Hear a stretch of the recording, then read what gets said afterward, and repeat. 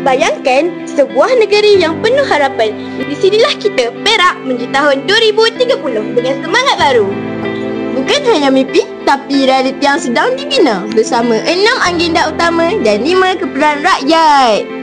Mari ikuti kami dalam pengembaraan perjalanan Perak Sejahtera 2030. Di sinilah masa depan bermula. Tapi macam mana?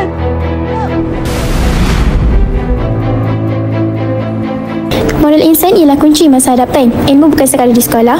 Latihan TVET, program keusahawanan dan pendidikan sepanjang hayat menjadikan rakyat lebih berdaya tahan. Remaja masa kita dengan kemahiran dan ilmu bakal jadi pemimpin Perak masa hadapan. Perak kini melangkah berdaya saing. Pertumbuhan ekonomi bukan lagi tertumpu di bandar sahaja. Pertanian moden dengan teknologi, laburan luar negara, pelancongan yang lestari serta industri kreatif membuka lebih banyak peluang. Rakyat bukan sekadar penerima tapi pemacu ekonomi. Setiap peluang membuka jalan kepada pendapatan stabil dan hidup lebih bermaruah. Pembangunan wilayah yang seimbang dan pemeliharaan alam sekitar bukan pilihan tapi kewajipan. Sungai dan sumber asli, semua ini warisan kita. Harus dijaga untuk generasi mendatang. Setiap rakyat berhak hidup sihat dan sejahtera. Kesihatan fizikal dan mental perlu dijaga.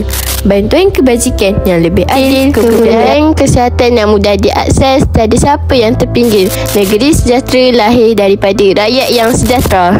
Dari jalan raya ke kampung, capaian internet seluruh negeri, ini adalah asas pembangunan sejati. Air bersih, elektrik, kemudahan asas, bukan kemewahan. Ia hak semua. Infrastruktur hebat menjadikan hidup rakyat lebih mudah dan selesa. Kerajaan yang telus, pentadbiran yang cekap, itulah harapan rakyat. Pendigitalan sistem kerajaan mempercepat urusan, tak perlu tunggu lama. Integriti bukan slogan, tapi amalan dalam setiap urus tadbir.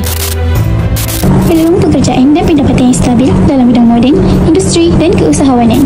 Akses kepada pendidikan dan latihan berkualiti untuk setiap anak Perak. Kemudahan asas dan infrastruktur yang baik tanpa mengira lokasi. Penjagaan kesihatan dan kesejahteraan hidup secara adil dan menyeluruh. Sekitar bersih dan pembangunan seimbang demi masa depan lestari. Wah, bestnya!